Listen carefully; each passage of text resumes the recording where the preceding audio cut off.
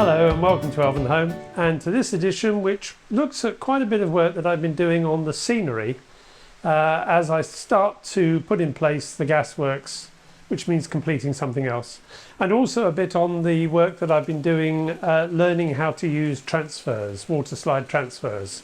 Quite a bit of learning in there too, and a new engine for you to have a look at. So let's not hang around anymore and take a look at the scenic work that I've started to do to complete the work of the depot. I started off just at or around Christmas wanting to get on with doing the gasworks, and more of that later. But it made me realise that actually I couldn't settle where the gasworks was going to be until I knew the extent of the boundary of the depot. And I also needed to complete some of the, or all of the scenic work around the depot, certainly this end. And if I was going to be doing that, I might as well get on and do the depot as a whole. So I spent quite a lot of time doing that over the last couple of weeks. And I'll just show you the things that I've done so far. The principle, although fairly straightforward one, was to build the wall and the doors. If I take this off here because they're not stuck on yet. I couldn't find any gates for the depot of the kind that I wanted. So I scratch built them, which was the easiest thing to do. This is just using the V-groove that you've seen before and strip styrene of various kinds. And to create, I used obviously back to back, and then with the bar to give strength for the back of the door, and then make another one with the bar going the opposite way. And that won't stand up now, will it? No, thought it wouldn't. This wall again is just Slater's plasticard. That has, I think, some 1mm strip styrene inside to give it strength, but obviously there's wall both sides. And I still had some of this paint, and I thought, well, it just would be the same wall there at least.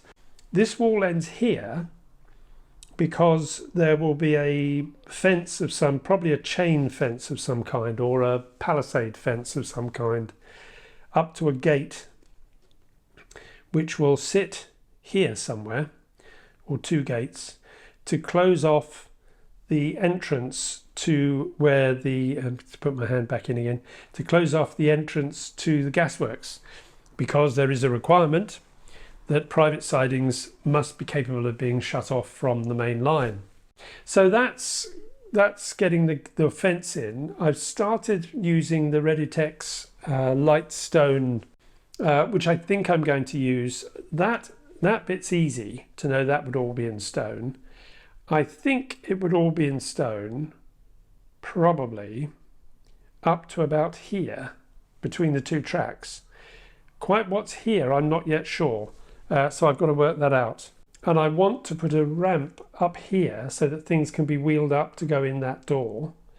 You'll see there's some rather rickety stairs that I've made from the Plastruck stuff to provide stairs down from that side of the platform onto the wider area. And I've started the work of completing the yard. This line has now been ballasted up to the turntable. These two lines have been ballasted. I've used the same mix on here, but obviously it's a different colour, but I think that's because this time I soaked this in diluted PVA, and that's brought it up much darker, and then went over the top with another sprinkling of the brown Javis scatter to break up what was a very uniformly dark colour. I'm going to go back now and think about what I'm going to do here, because the difference between the two is starker because of the brightness of the light, but it is still pretty stark. And I think actually I've just got better at doing this kind of thing because this is less uniform and flat than here, which is a bit hilly in places, just to break up the level. And started putting a little bit of greenery in here. I don't think there would have been lots of greenery or trees or bushes, that much anyway. Not sure, I'll have to think. One of the things that is exercising my mind is just how much clutter there would be here. I don't think there'd be lots of old broken bits of rail or any old junk, because this is their working area. And whilst we've got used to seeing, mainly through the ravages of the 70s and the 80s on the railway, lots of rubbish all over the place alongside the line, at the time, even after the end of the war, they were still quite proud about how they kept the railway. And of course, the main thing that would be in a depot is engines. And once you put the engines back in, that fills up the space. It's looking very bare now. And I've got some ideas for one or two things to go in, but nothing too great. But that's been taking up quite a bit of my time. And what I'm hoping to do over the next fortnight, if I can get some more of the Redutex paper, because I've got a bit more, but not a lot more, is to complete the work of certainly getting as far as here, and maybe doing some of the stuff that I'll talk about a bit later in the video. So that's what I've been up to for the last couple of weeks, and where it's going with the Scenic work. There's a lot more to be done here, but at least we're getting in the right direction. With that, let me show you my Britannia Class locomotive.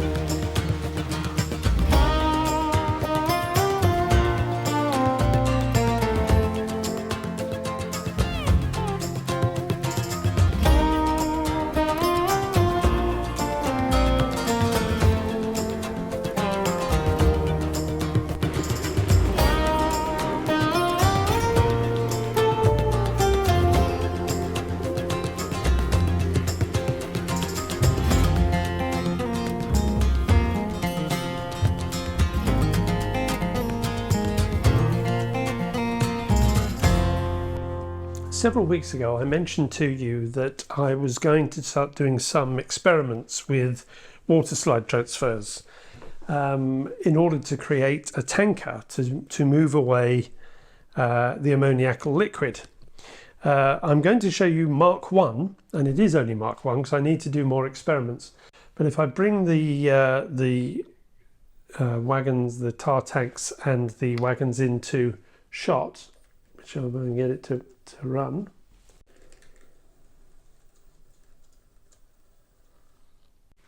Now it's interesting, under the lights you can see a very clear white outline, which is not actually visible to the naked eye quite so much. This is printed on white Waterslide paper, which gives the problem of white edges.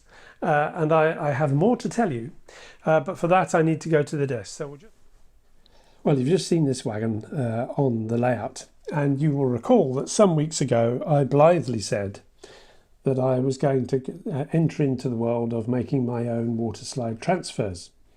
Little understanding that there's a bit more to it than you might imagine.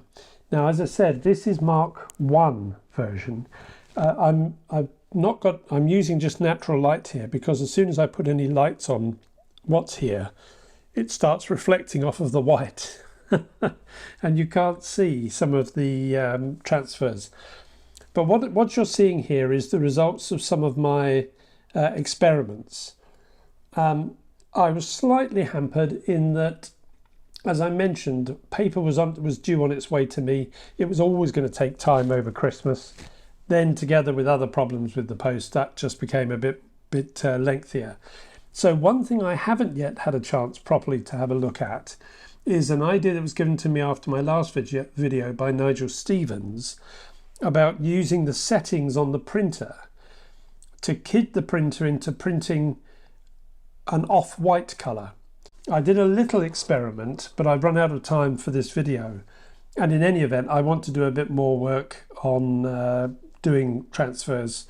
And to that end, I may buy some more of the tanker kits, which is what this is, from Pico, to enable me to do some more experiments with colours. I'm not going to go into the software I use to produce the image. It's called Pixelmator Pro. Inkscape, I think, would do the same thing for you, or certainly any of the Adobe Photoshop type products. But it was really a case of choosing a font that I wanted first of all, and then in Pixelmator Pro that I was able to turn that into a shape, and then able to layer shapes and nick Sauron's eye off of use a free version of Sauron's eye off of the internet and layer that under the O of Sauron. And I'll bring it just up so you can get a better look. And under natural light, actually, the whiteness of the edges really doesn't look quite so sharp as it did on the layout under the bright lights. I'll talk a bit more about how I get this eventual effect.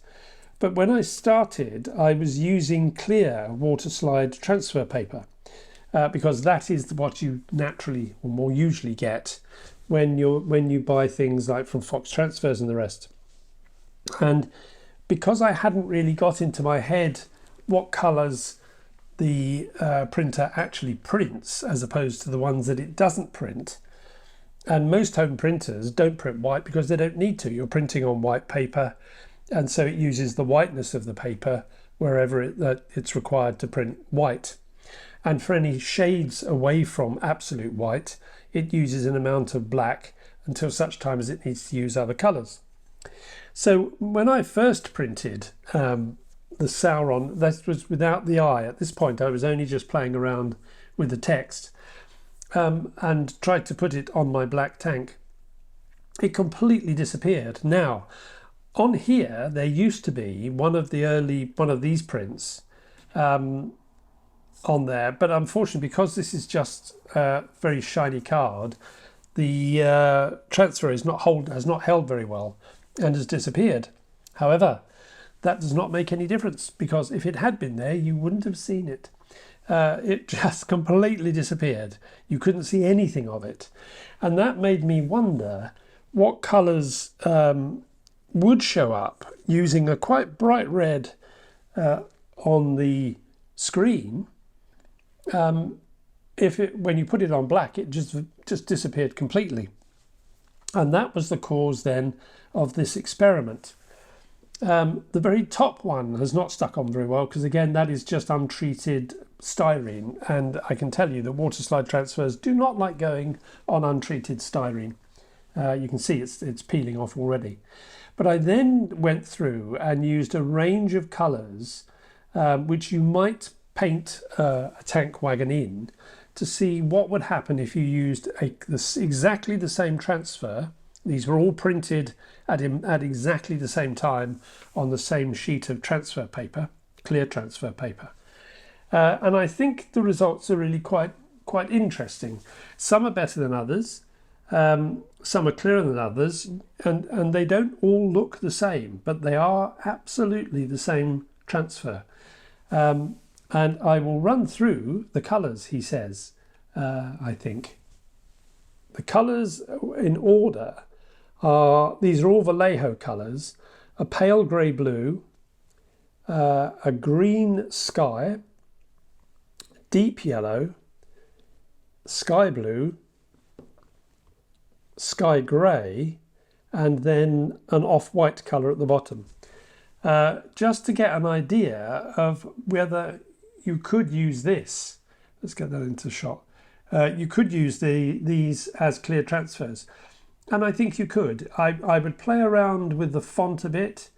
I think I have put a shadow on that font, and I wouldn't do that because I think it's too small really to notice, and you really need clean lines if you're going to do that. Now, my tank was black, and I wasn't about to repaint it in any of these colours because I wanted it black for taking the ammoniacal liquid away. And that meant that I had to move on to using white Waterslide transfer paper.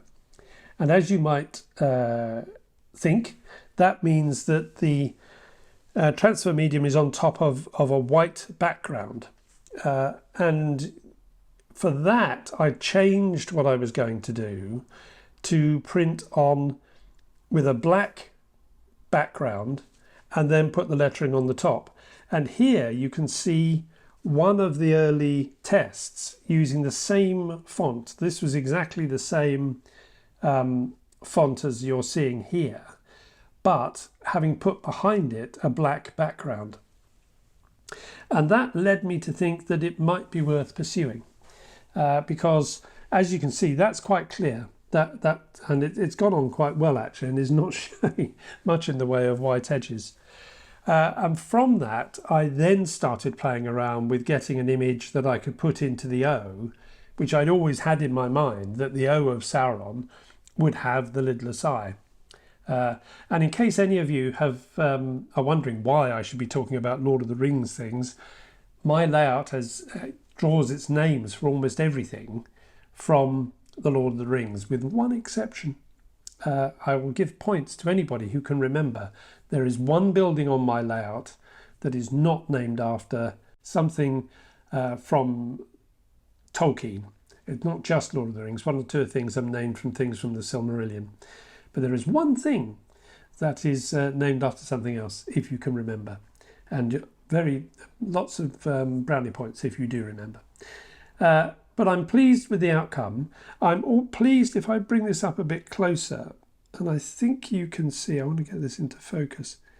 When I put this Waterslide transfer on, I used the Microsol and Microset, which is used to help soften the transfer so that it binds better to whatever is underneath. And again, if I bring this up, you can see that and you can see it better perhaps if I put some lights on, but then the light would bounce off it, that the rivets that are on the model do come through the transfer, which is rather encouraging. Now, what I want to do now is play around with some clear transfer paper and start seeing what kinds of effects I can get, giving it a black background with a lettering on top, which might be a white lettering, I don't know, I'll see, and possibly then with the lidless eye in there as well. So I want to play around a little bit and also see if I can get a better quality print than the one I managed to do here. My printer was getting more than a little tired of printing at the density I was asking it, and it probably needs the print heads cleaned to give it another go. So I'm not going to keep coming back about this. I'll keep practicing, and at some point you will see the next iteration of the wagon. Just to talk through the work that I did on this wagon, it was originally a white wagon, which had 2 ladders going up either side. I took those ladders out and filled in the hole before I painted it black. You'll have seen me do that. I then painted underneath where I was going to apply the transfer. That was painted with gloss. Now that I think is intended more for clear, to stop silvering. But in any event, I did that and used the Micro Sol, I think. Yes, Micro Sol. Painted that underneath, put this on top, and just let it settle onto the, once I'd positioned it. And then afterwards gave it a quick squirt with some matte varnish. That gets rid of the gloss, but the gloss is supposed to be there because that is better for the transfers to adhere to. And then at the end, you may see, I have stuck one of the ladders back on at the end, just so that somebody can get access to the roof to open the hatches on top.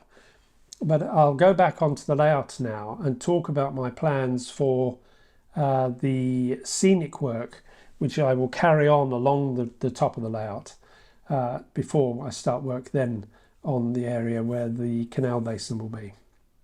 So let's go back to the layout.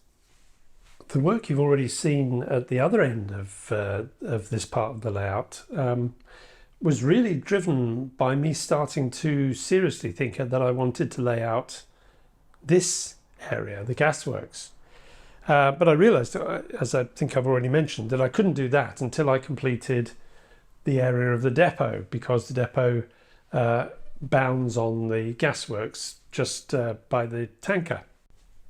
You'll see from the layout here that it has changed from what I showed you before, partly because I started thinking a bit more about how gasworks were laid out, partly because the sheer amount of coal that is needed in these places makes one really think, oh dear, it must be slightly different. There are some things I would like to try and get hold of, something that would actually move the coal around a bit. Not so much from the large piles into the retort house, because that was largely done, unless it was mechanized, it was largely done by people with barrows in smaller gasworks, and I'm considering this a fairly small gasworks. But you'll see that there are 2 coal piles have arrived. Those are old.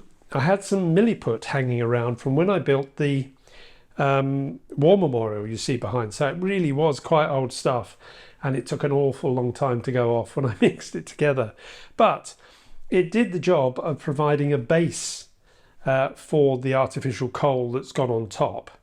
One of those, there will be more coal put on the top of this, but I didn't really want to have to use that much of the artificial coal in the piles. So that's giving me my 2 bases. One is a pile of coke, one is a pile of coal. Probably there may be another or 1 or 2 of those appear. I've got to make my mind up there. One thing that has changed is the tank for the ammoniacal liquid. This was the tank that I got as part of the Engage Society kit to which the wall goes.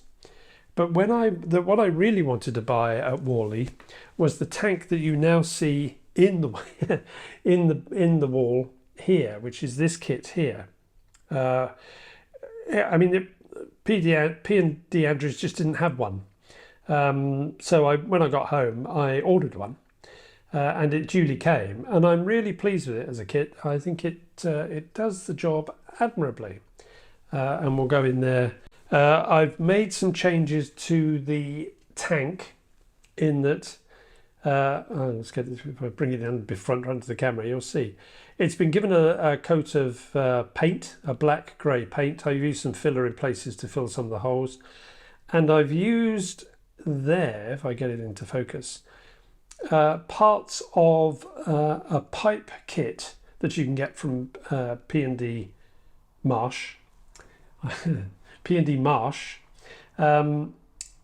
which has made that much better than the bit of off-cut sprue, and that sinks into that little hole to position that here, and that's my tar tank.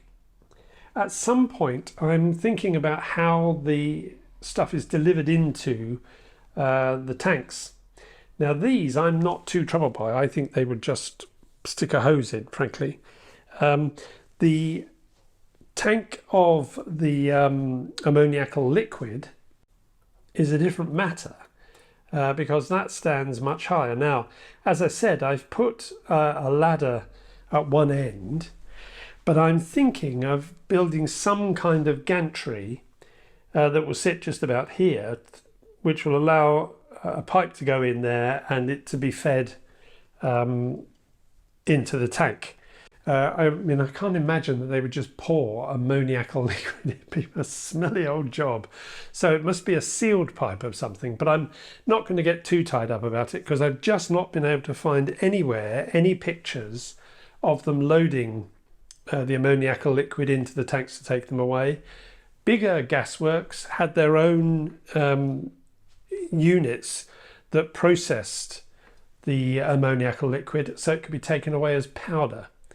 This is a Diddy one, and Diddy ones didn't have that, so they must have had the means to take the stuff away as in liquid form, and that must mean it being able to be put into these tanks in a sealed way, because I can't imagine ammoniacal liquid just going in an open pipe, sort of like you would put milk into a churn or something. So the gasworks is I'm happier with this layout. There's still one or two things I think I want to get.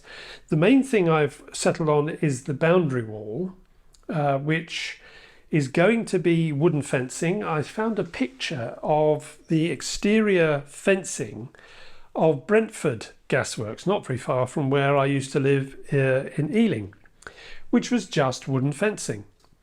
So I thought, well, that's what we'll go with. The only thought that did strike me is that the thickness of the grooved card that I used for the building would be too big for wall fencing.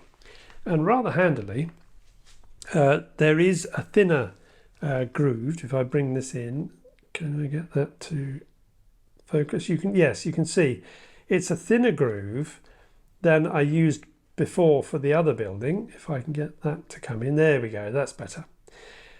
This is my test of what the fence is going to look like. I can try and keep it in focus.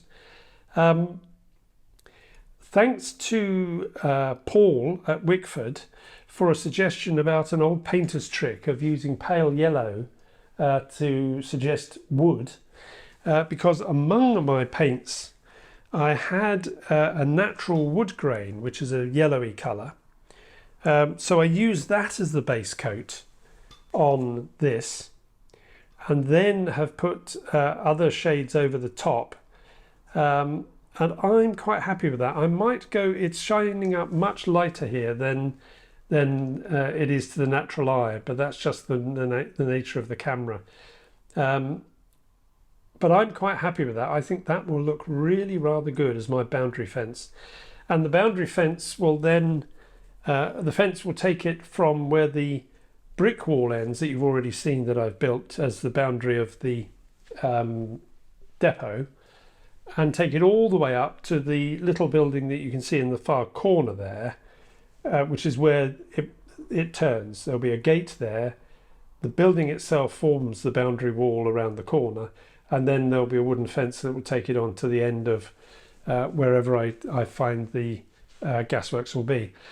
I think it is likely that the gasworks will have both lines, because I think they would need two lines to be able to move the trucks around of different kinds.